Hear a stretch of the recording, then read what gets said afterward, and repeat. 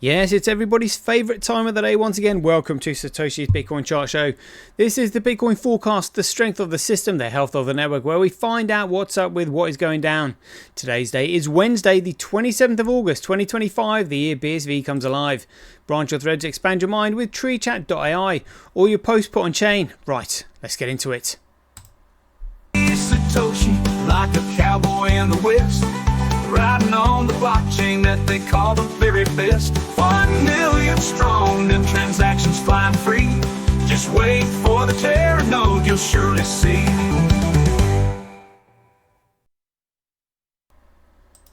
Alrighty, here we go. So these figures, this chart that we're going to go through here, this chart show, is for all the folks that I met at the WTF festival this weekend. What a fantastic congregation of people that was, and the information being shared was just absolutely fantastic. And this is hopefully going to be the cherry on the top to the talk that I did. I'm going to spend a little bit more time on this than I normally do, because I normally whiz through these figures because a lot of people that watch my show already know about them, but this is going to be for a whole load of newbies, so I'm going to explain it as we go through it. So what we're looking at here, this is a website called coin.dance. And these are representative of the four main forks of the Bitcoin protocol. Now, what they're not telling you is that BTC, which we call Gregcoin, and Bcrash, BCH, and this Fisher Price Cash, this XCC, they are the forks. The genuine Bitcoin is the one in red here, that is Bitcoin SV. So if you want to know why we call a BTC, one that's $111,000 Gregcoin, this is the reason. Because this is your mysterious creator of BTC, of Gregcoin. The term Gregcoin actually came into creation on the 29th of July 2015 in an email conversation that Mike Hearn had with Greg Maxwell. And in it he said, look, it's clear you've decided that the way Bitcoin was meant to evolve isn't your personal liking. And that's because Greg Maxwell is head of the Deep State technical team. So, of course, he wasn't going to like how Bitcoin was meant to scale because they don't want people to use it. Mike continued, that's fine. Go make an altcoin where your founding documents state that it is intended to always run on a 2015 Raspberry Pi or whatever it is you mean by small device. Then when someone says, gee, it'd be nice if we had some more capacity, you can go point at the announcing emails and say, no, Gregcoin is meant to always be verifiable on small devices. That's our social contract, and it's written into the consensus rules for that reason. And this is why BTC doesn't work. This is why BTC is not a peer-to-peer electronic cash system. This is why they're saying digital gold, not many use it, store of dog shit. That's what I call it, because it's not a store of value. All they've done is pumped it and manipulated it with Tether in the same way that the central banks do with all their fiat currency. But the fact is you can't use it, because if something is useful, it becomes valuable. If something is useless, it's worthless. And that was the entire modus operandi of Greg Maxwell's creating this alternative protocol so that people wouldn't use it. All they had to do was engineer control of the ticker symbol. That's all they've done, which is why it's Gregcoin. It's not Bitcoin. And so, also, other evidence to prove that the one in red here, BSV, is the genuine Bitcoin.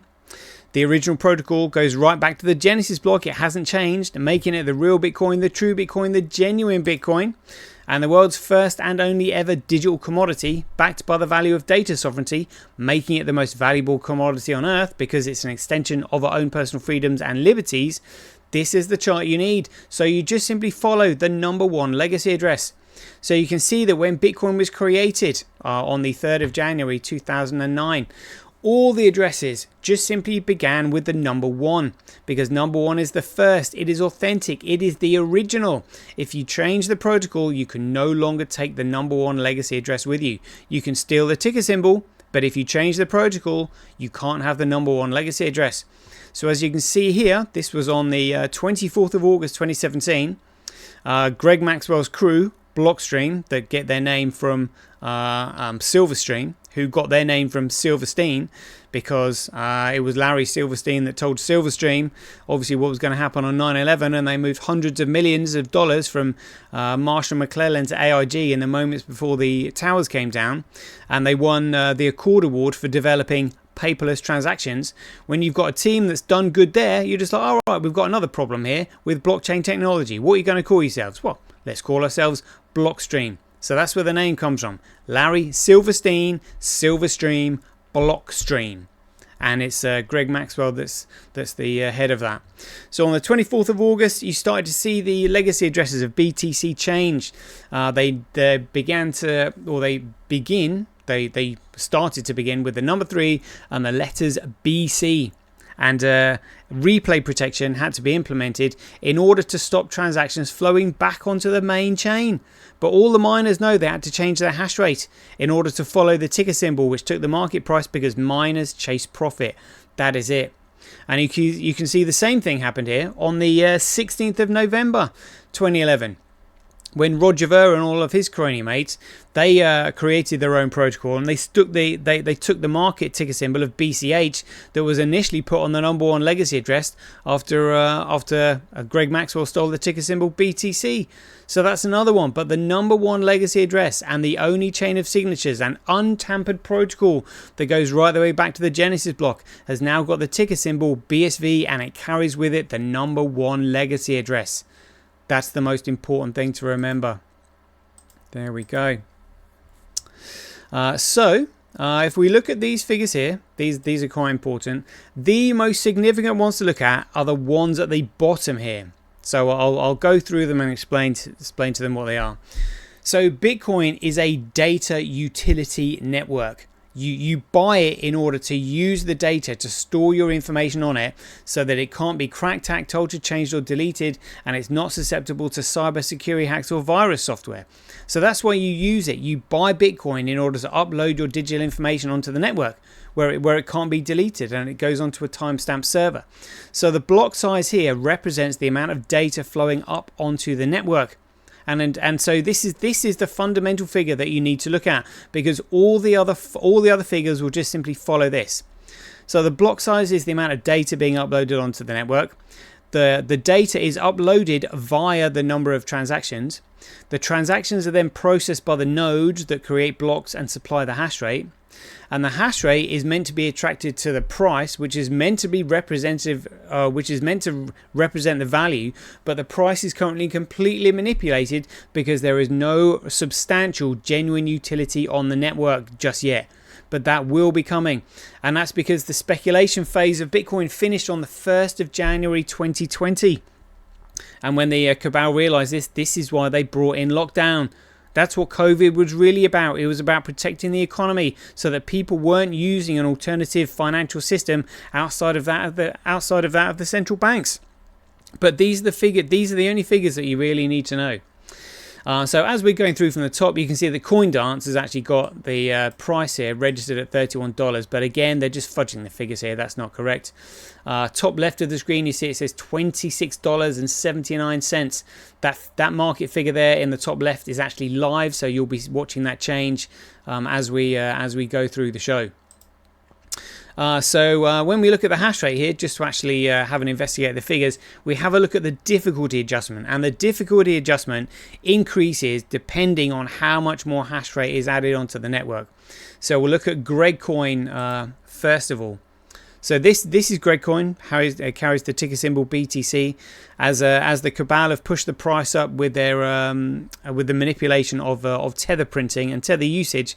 The difficulty has gone up, which means it is less and less profitable to mine, and it's got to the point now where miners are actually taking out loans, speculating on the fact that they think the price of BTC is going to go up. But when you start taking loans out and you get in debt, that's when you come beholden to another party who could potentially take your operation off you. So you're taking a loan out thinking that the price is going to go up. You are gambling. You are gambling. And they want to do this on purpose because they want to tear the network down.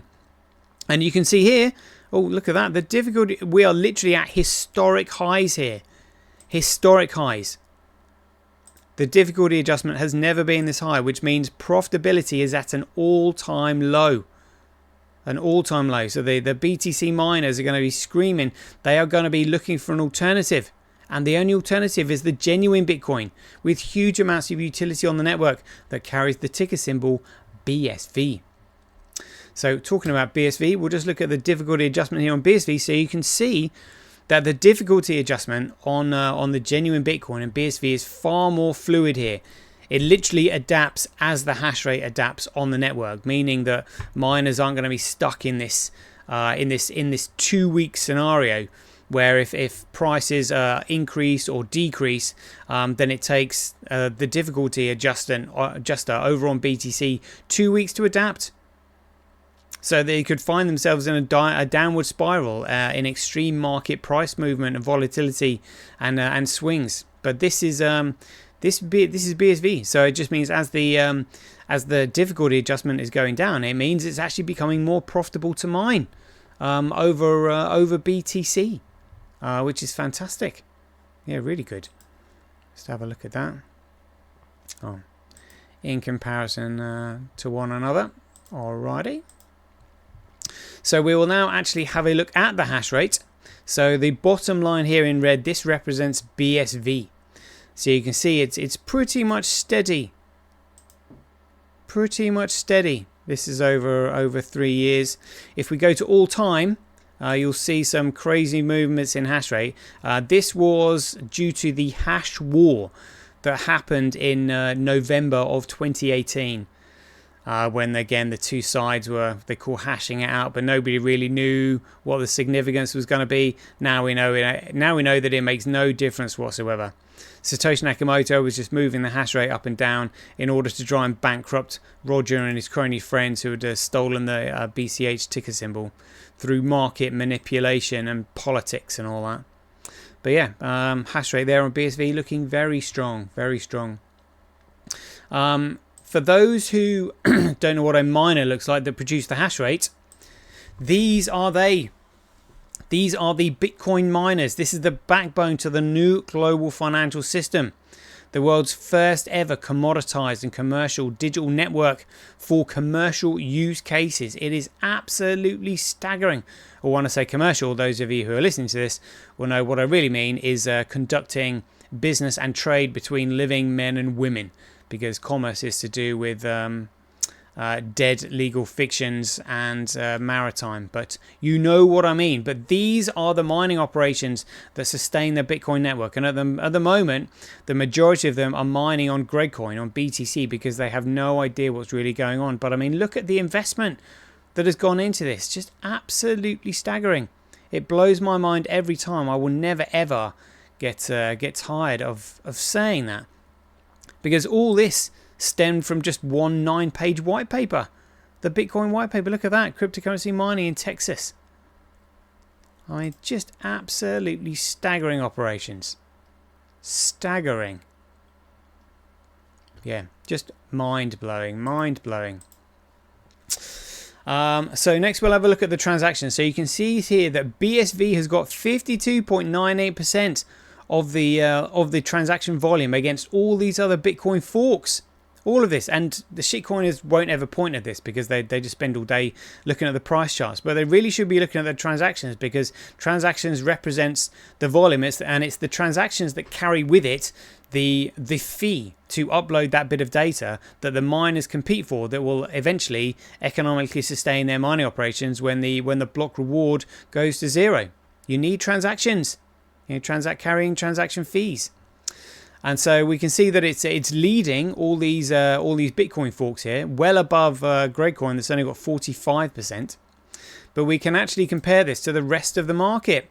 So you can see here it says transactions last 24 hours.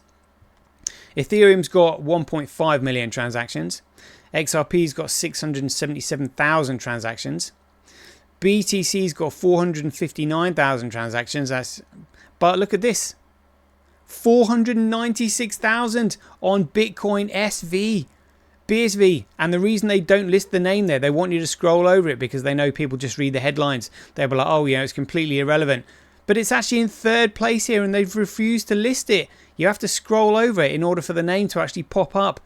So we've got Bitcoin SV doing 496,769 transactions, representing 13.7% of the entire crypto market that's got over 40,000 shitcoins listed on it. Absolutely staggering. The price comparison and market cap ranking compared to utility. It just does not match. It does not sync at all in terms of where its true value should be. But that's because the price is being artificially suppressed. But these figures reveal the truth, which is why I'm doing this show. So we can actually cross-reference this figure here of 496,000 with the Block Explorer. What's on chain here? So what's on chain has actually got 507,466 transactions listed. Look at that, transactions increasing. But yeah, this is great. So 500,000 transactions over the last 24 hours. So even more. In fact, that is chomping at the heels of XRP. But remember, the network is waiting for Terranode, and an XRP can't scale. Neither can Ethereum. They're stuck. There's nothing that they can do. When we saw genuine Bitcoin at its highest, I think I can actually show you an X post of mine that was taken back in May of this year, and it literally showed you what the power that the genuine Bitcoin really has. So let me just try and find that here. Here we go. This is the one. Look at that. And I posted that on the 2nd of May 2025. Look at that. So we've got Ethereum in red here, XRP like couldn't scale. And look at that. Bitcoin SV 152,533,826 transactions over 24 hours is what it did. Absolutely staggering. All right, so it's currently at just 500,000, but that's all right. And the block size, so the block size represents 75.45% of the entire cumulative amount of data being uploaded up onto the network. Yeah, there we go. So these are the last 30 blocks that have been produced. So we can actually see the figures here. Here we go. So nothing to write home about here. But when you bear in mind that Gradecoin over on the left here, which has got a market price of $111,000, it's only got a 1 megabyte block size, and it can't even get all of its blocks over a megabyte. So they're all like 1.9. Yes, it looks like the biggest one there, 1.9. Whereas when you look over in Bitcoin here, 3 blocks ago, we've already got a block here of 39 megabytes. Then 10, 17, 23, 15. And these blocks aren't really anything to write home about in terms of size. We're used to seeing gigabyte blocks being produced. Absolutely amazing. BCH, which I call B Crash, they haven't got any blocks over a megabyte. And Fisher Price Cash, which is XCC, look, they can't even get all the blocks over a kilobyte, let alone anywhere near a megabyte. Honestly, the genuine Bitcoin makes these other shitcoins just look like an absolute joke, which is precisely what they are. Okay, let's have a look at some of these other figures. So hash rate. So hash rate follows price, follows value, follows utility, follows creativity, initiative, and intelligence. If you are intelligent and you apply creativity and initiative, you can make something useful. If something is useful, it can then create value. When it creates value, it can then develop a price. When it develops a price, it can then be measured against the cost of other goods and services in the economy and used as a medium of exchange. If something is useful, it's valuable. If something is useless, it's worthless. You really don't have to be a rocket scientist to figure it out. So we know that all the hash rate will eventually come onto the red line here, which is the genuine Bitcoin. This is proof of work by networks since the chain splits on the 1st of August 2017. So even though the yellow one here is listed as Bitcoin, that should be Gradecoin. And the reason it's got this big yellow column on there is because there are no transactions being done at the moment, and miners just simply chase profit. So the miners are trying to do proof of work on a very, very small amount of transactions over on Gradecoin, because if they win Gradecoin, they win the block fee, which is a coin that's $111,000 right now, but that's it. But that will all come flooding over onto the genuine Bitcoin very soon. All right, let's see if we can increase these figures or reduce them. There we go. So it is currently 42,378 times cheaper to transact on the genuine Bitcoin than it is Gradecoin. Oof, But so you're actually mining. You're mining the genuine Bitcoin, and it says 1.8% more profitable to mine on Gridcoin. So you're just mining it at a 1.8% comparable loss, which is nothing. But the price is at literally a historic low. It's at a historic low, and it's only 1.8% more profitable to mine on the other coins. So all we need is a tiny little price increase, and the miners are then going to start sniffing around. This is what we're looking at. It's phenomenal when you actually realize what we're looking at. Amazing. So this is daily average Bitcoin block size by network. So this is again the size of the blocks, the data flowing back onto the chain. On a log curve here, you can see that Bitcoin is winning. Bitcoin SV, the one in red. This is daily Bitcoin transactions by network. Much of a muchness, but still winning there, considering that one coin is $111,000 and the other one is just 26. It's crazy. This is daily average Bitcoin transactions per block by network. So much of a muchness. Daily average fees USD. So this is how much it costs to send a transaction measured in US dollars. So you can see that the genuine Bitcoin here in red is far below these other coins. So it's the cheapest network to transact on. These are those fees, the transaction fees actually measured in Satoshis rather than US dollars. So you can see it's miles below all the other coins on there. And this is the daily Bitcoin block fee to block reward ratio. So I'm just going to bring up this image here. So this here represents the distribution model of Bitcoin. So when Bitcoin first started, there were 50 Bitcoins programmed into each block. And that gets cut in half every 210,000 blocks, which is every 4 years. As that goes down and down and down, we're currently at 3.12. But as the block reward goes down, what you eventually need is the block fee, which is the volume of transactions, to surpass the block reward. And then we have an economically self-sustaining system, which is what we're gunning for. And this is what the cabal are desperate to prevent. They do not want an economically self-sustaining system, which is why they've told people, oh, not many use it, store of value, digital dog shit, BSV's a scam. No, it's all hogwash. Utter hogwash. This is the graph that represents what they're scared of. And you can see right here that it peaked. It actually produced a block fee of 400 coins. Literally just the other day on the around the 17th. On the 17th of August. 400 coins it produced. And then it came back down again because somebody just let the gate open for a short while. But that's what's coming. Absolutely phenomenal. Now, this chart here, this is the daily accumulated Bitcoin blockchain growth by network. And what's important about this is that on the 9th of November 2008, Satoshi Nakamoto said it is strictly necessary that the longest chain is always considered the valid one. That's how you see it. And the longest chain is the one with the most data on it, because this is going to be the most useful one. It's the only way to commoditize data. And the longest chain is represented by this red line here.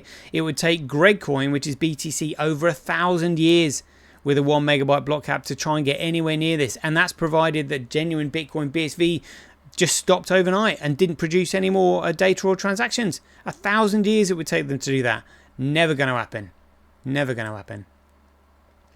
Right, let's go on to the politics then in the mining charts. So this is a pie chart representing the total hash rate of Bitcoin over the last 7 days. This represents the total mining of Bitcoin over the last 24 hours. And this chart is specifically Gridcoin. And I always point out here that other miners, the percentage of other miners, because I personally believe that other miners is more than likely to be Satoshi Nakamoto himself, that is managing the profitability of the chain very carefully. And so if he's got a small amount on there, that represents that he's just literally sort of like keeping it in check, so that the shitcoin miners are mining on Gridcoin and not over on the genuine Bitcoin, because we don't want them to be holding any, because that's where the demand is going to come from when they realize they've made a mistake. They're going to come charging over onto the genuine Bitcoin like a herd of wild wildebeest. This is BCH. You can see other mining pools on there is 11.81% on there. and on Fisher Price Cash other mining pools 47.2. So and it's the hash rate of that manages the profitability of the chain here. So you can see that it's currently 4% more profitable to mine on Bcrash, 7.5% more profitable to mine on Fisher Price Cash, but 0.18 more profitable to mine on Greg Coin. So again, why would you mine the genuine Bitcoin? So all it means is that they're not holding any because they're not being economically incentivized to mine it. And as CoinDumps doesn't report the price, it also doesn't report the mining on genuine Bitcoin either. So we can actually have a look at the mining over here on what's on chain. And we can see here that the mining is divided up into, looks like seven miners here. So we've got Kuv with 32.8, QD-Link 21.43, Tal using SV node 13.57, Tal using Terranode, this is the new scaling implementation, Terranode with a 12.86, SA100 10%, Gorilla Pool 7.6. They will soon be moving onto Terranode mining, just like Tal has done. And Mining Dutch is trying to get looking at 1.43. Interesting. This is a site called CryptoQuant, and this is an illustration of the exchanges reserved. All exchanges. So the black line here, that represents the price, and the purple line represents the exchanges reserves. Now this isn't market, this is exchange reserves. And the exchanges always keep reserves for their own profits and also for liquidity purposes, so that if any of their customers want to sort of cash out a shitcoin, the easiest coin to cash out of is BTC. So they would always keep BTC on hand for their own profits and for their customers' liquidation requests. But as you can see, the exchanges reserves have been literally plummeting, hand over fist, going down and down and down. Now these exchange reserves should not be going down when the price is going up, because the exchanges keep these in reserve. The only reason the exchanges would be dumping these reserves, because they're their own private reserves, is if they know that something is up, if they know that something is coming. That's the only reason they would be doing it. So this chart tells you loads. And again, it's all these people with sort of like, you know, insider advanced knowledge that know what's coming, but it's the mom and pop investors, the average, you know, retail investors that have no idea what's going on. They're piling in, you know, driving the price up, and the exchanges are cashing out, effectively trading against their own customers here. It's outrageous, outrageous. Right, let's go on to the Tether weather then. So the Tether, this is the supposedly stable coin that they make from nothing because it's never been audited. All they do is produce the odd attestation now and again to say, oh yeah, we do actually have enough liquidity funds on demand. But if we look at this, look at that. Tether started off with a market cap of just $251,000 and it's now $167 billion. $167 billion. It's absolutely insane. And even in the year, it's gone from 118 billion to now 168 billion. So $50 billion. $50 billion in a year. In a year. And in all time, that starts on the 2015. So in the last 10 years, basically $167 billion has gone in. In the last 10 years, 100. So I mean that's like what, like 10 billion a year, 10 billion a year that's gone in. Pretty much like $1 billion a month. And you're wondering where the shitcoin market gets its market cap from? It's because they pump this into BTC and they also use it to pump the rest of the market. To give the people the impression that the market is actually useful and there's people using it for stuff, when it's not. It's just simply a speculative piece of crap controlled by the people who print this from nothing, which is why they've recently had to move out of America into El Salvador, because the US probably wouldn't tolerate them doing this because it's fraud. It's complete fraud. However, what isn't fraud is this. This is a stable coin called Money, MNEE. Now this is a dollar-backed stable coin running on BSV, And BSV being the world's most secure, most efficient digital network, this is where you want your value on. So the tokens can't be cracked, hacked, altered, changed or deleted. No banks can do a bail-in on you if you've got your value in this stablecoin. That's the whole point of this. This is where the BSV network is where the entire world's financial transactions should be taking place on, because it's the world's most secure digital network where data is not susceptible to cyber security hacks or virus software. And that's why this is going up. Look at that. It's now 51 million. And it really only started in September last year. So yeah, amazing, really. Amazing, the increase in that. Absolutely sensational. That's what we want. Just going to have a look at Bitfinex now. So this actually represents the long. So this is gambling, this is trading. The green line here represents the longs, which is a reflection. The reason we're looking at it is because it reflects the confidence in the market. If the green line is going up, then traders are becoming more confident because they put long positions on, which allows them to trade over time. And the red line represents the short positions. And as you can see, because they all think that BTC is Bitcoin when it's not, the short ratio is just 0.4%. But believe me, like Bernie Madoff's Ponzi scheme, when that crashed, this chart could literally change overnight when the market finds out. It's going to be heartbreaking and shocking when we see it. Right, let's get on to other exchanges then. So this is Coin Codex. And this lists all the exchanges that actually list BSV for trading, because it's been delisted from a lot of the exchanges. But what's interesting is here is just looking at the 24-hour trade volume.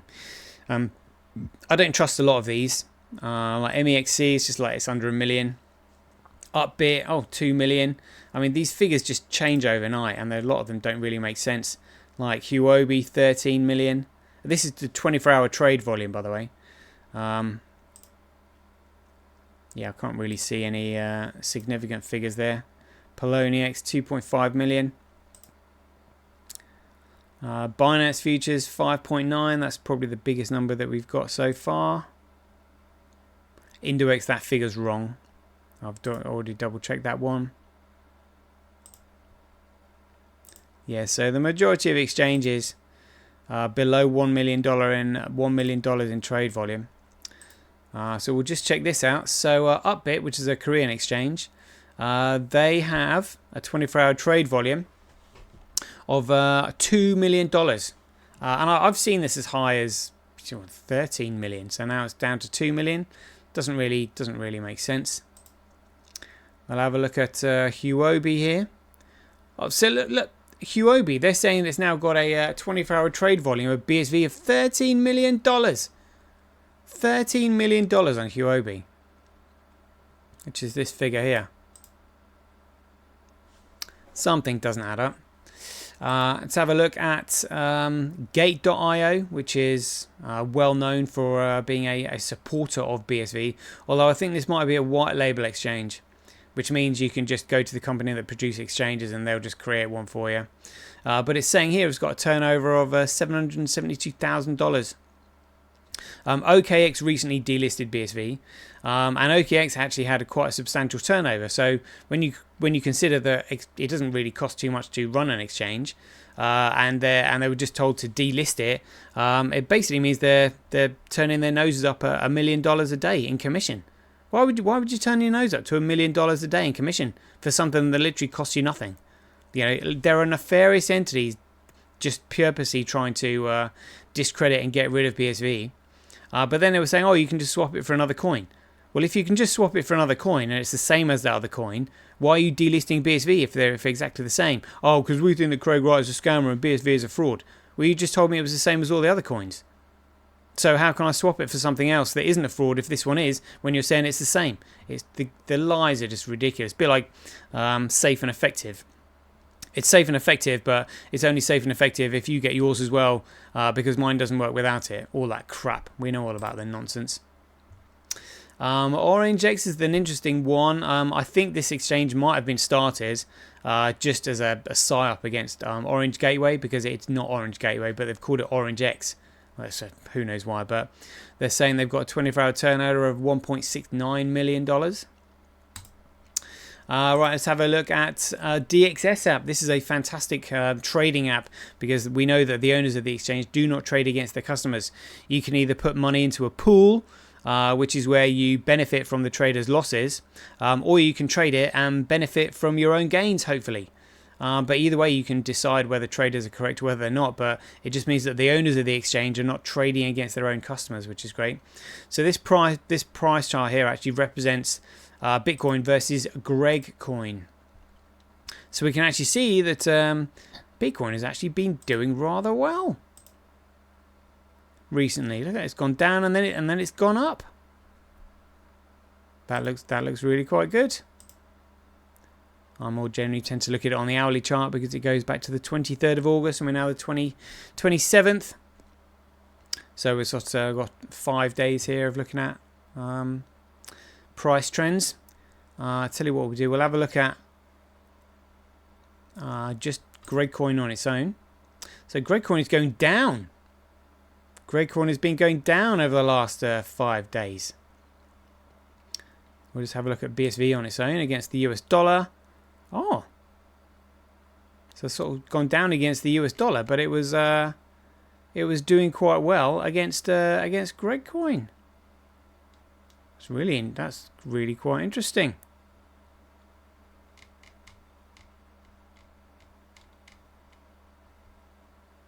Wow.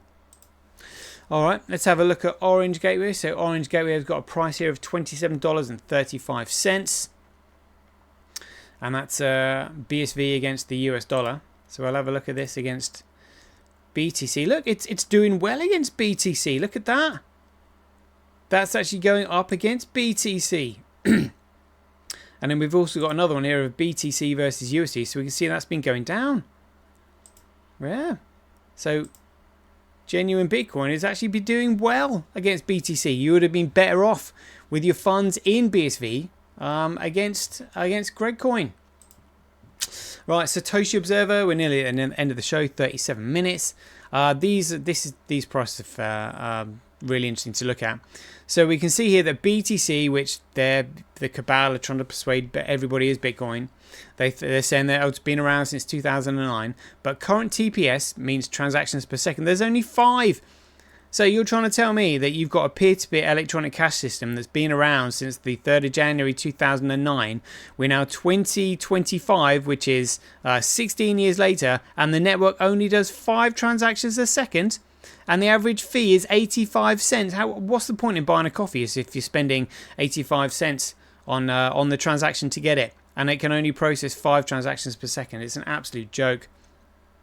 BCH over here, look at this current TPS. 0.04, so good grief. So that means it's going to take 4 seconds. It does one sort of a full transaction every 4 seconds. I mean, it's just there's nothing there. There's nothing there. Averaging 1 transaction over every 4 seconds. It's ridiculous. Although the fee is still 1 cent, still not, but the market price is like $553. But look at genuine Bitcoin over here. Look, we've got current TPS 6.04, so it's got more transactions on the network than it has Gregcoin, that's got a market price of $111,000. The average transaction fee is, we've got 1/10 of a cent, 100ths of a cent, 1,000ths of a cent. It's 20 thousandths of a cent. 20 thousandths of a cent. It's literally nothing. And the market price is just $26.78 on here. Honestly, the comparison is just crazy. So massively undervalued there. We'll just have a quick look at live coin watch then, so you can see we've got a total market cap of $3.7 trillion, which applies to the entire shitcoin market here. And if we go to the bottom of the page here, and we go to the last page, so you can see currently there is 49,989 coins listed on this market. 49,000 coins. Absolute pieces of garbage. And BTC is up here, great coin, $111,000. But what's important is, look, the volume. The volume to market cap. A healthy market should have a volume to market cap of around 5%. And yet Gridcoin is just 1.8. There is literally nothing there. That means all you need is 1% of the market to have a wobble in its confidence, to change its mind. And the whole thing is gone. Literally zero, nada. It's only 39 billion.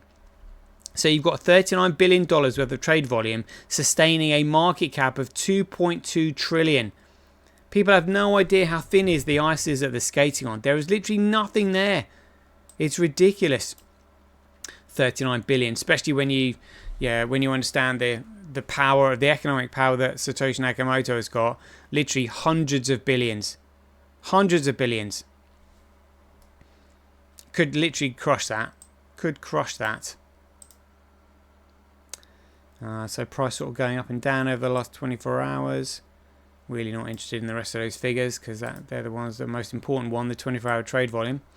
But genuine Bitcoin, oh, here we go. Look at that, number 98 in market cap. Look, trade volume, 5.8%. That's a healthy volume. That represents a healthy market. Volume, just $31 million. It's crazy amount. Market cap, under $1 billion. So just half $1 billion. 531 million. Crazy. And this is meant to be the trading breakdown. So Huobi, which is HTX here, had reported a 24-hour trade volume of 13 million. Apparently that's being outdone here by CoinDCX, which is an Indian exchange. I'm not sure how genuine these figures are. Got Gate.io in third, something else in fourth there. Yeah. But the most important thing is the liquidity. Where is that? So XGO Exchange is being registered in first place in terms of the amount of coins they hold, the liquidity. Then hit BTC, Changelly Pro, Bitmart, not really heard of those. So Dixion, I don't know if that's actually genuinely in fifth place and what. Qcoin, CoinW, but if you want to withdraw your coins from the exchange, these are the exchanges that you'd have to go to, because the others have just simply got trading positions and you won't be able to withdraw your coins. And the reason they don't want you to withdraw your coins is because that just simply increases the liquidity dry up even faster. And it's simple economics. If you reduce the supply, you increase the demand. Price goes up. That's it. That's why they said, not many use it, store of value, trading speculative load of crap.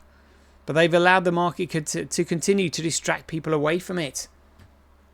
Amazing. Right, there we go. We'll leave it there. It's now the 27th of August. There is 22 days of the Kellenschweller countdown. So like and subscribe. You're not going to want to miss all the shenanigans that happens between now and then. The announcements that are going to come out, I'm sure, are going to be absolutely epic. So I hope you enjoy the show. And until then, be aware, take care, stay safe out there, and we'll see you in the next one.